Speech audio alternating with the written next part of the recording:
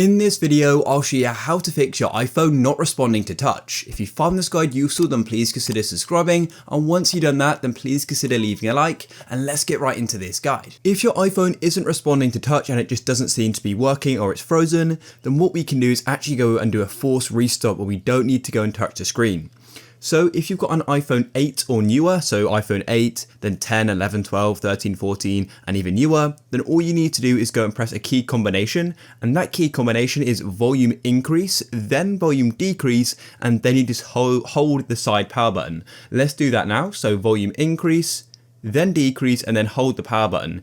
You'll then see this screen here, which is slide to power off, but continue to hold the power button, okay? And you actually keep holding the power button until your iPhone shuts off, until you go and see the Apple logo. So keep holding it like this. And then as soon as you see the Apple logo, you can go and let go just like that. Make sure you do let go. If you continue to hold, your iPhone will be put into recovery mode. And then your iPhone is going to go and restart, and hopefully the problem will be fixed.